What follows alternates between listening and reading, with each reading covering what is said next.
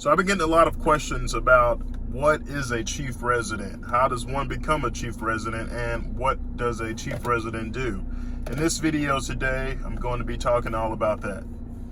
What's up everyone, this is Dr. Webb here. Thank you guys for watching this video. Make sure you subscribe. New videos coming every week. You don't want to miss them. So what is a chief resident and how does one become a chief resident? So this term is very loosely kind of talked about and people kind of just throw it around. Hey, chief resident in pediatrics or chief resident in surgery. So what is a chief resident? So depending on your specialty, say for instance you're in internal medicine, you're an internal medicine resident, you're going through a, let's say, 3-year program. At the end of your 3 years of internal medicine training, most programs will select someone to be the chief resident or the resident that is kind of running the show. It varies by specialty.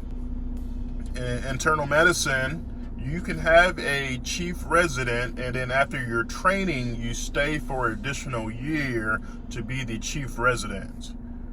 That's vastly different from other specialties like orthopedic surgery, where the chief resident is concurrently doing his training with the other residents that are in his or her particular year. So you don't have to do an additional year. But in internal medicine, it's more of a prestigious type title to be called the chief resident because it's more looked upon more favorably in that particular field. So internal medicine, after you do your 3 years, or some programs may be 4 years, some programs will have the chief resident do an additional year. And that whole additional year, you're doing teaching, you're doing leadership type events, administrative type events, you're mentoring, you're serving in essentially a leadership role, and it looks really good on your CV. For orthopedic surgery and most other programs, when you are in your last year of training, most people kind of loosely describe the residents. Say for instance in my program, the PGY5 residents, we call ourselves chief residents. But we have a administrative chief resident who handles issues that are going on. Say for instance, there's a resident not doing what he's supposed to be doing. This chief resident gets a call, say, hey, you need to take care of this. Or there are scheduling issues. If there are matters that need to be addressed in terms of the resident body, the chief resident will present this to the staff or to the chairman or to the program director and say, hey, this is what the residents are complaining about, this is what they need, this is what I think we should do. You almost serve as a liaison between the residents, the staff, and the academic body at the university. So in addition to your normal duties as a resident, operating, seeing patients in clinic, doing research, you have to serve a role as the administrative chief.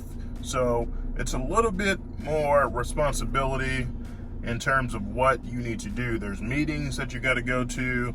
You're part of different boards in terms of the hospital and also the residency program. So it is a lot of additional work that you have to do. Do chief residents get paid extra? Yes, they do. I don't know the exact amount that they get paid extra, but that you do get paid a certain amount of money that's extra to your paycheck for being the chief resident. So I just wanted to make this video. There have been a lot of questions that have been asked to me about chief resident, like what is a chief resident? Well, it depends on your specialty. Some programs you have to stay an additional year to be the chief resident, and then you teach, you do certain events, you mentor, leadership, go to meetings and things like this. Or it could be integrated into your residency program, and this just means that you are the administrator or you're the top person to talk to if there are issues going on with the residents or if things need to get done. The program director or the chairman will call the chief resident and say, hey, you need to address this, you need to fix this. The pros, it looks really good on your applications and your CV. You get to develop leadership skills. You get to sit in on meetings you can learn a lot about the business aspect of residency and about medicine. You get to make connections. So it is a good opportunity, but it's just not for everyone. We do have in my program an administrative chief resident, but loosely we all call ourselves chief residents. Hope this video helps. Make sure you guys subscribe. New videos coming every week. We'll see you next time.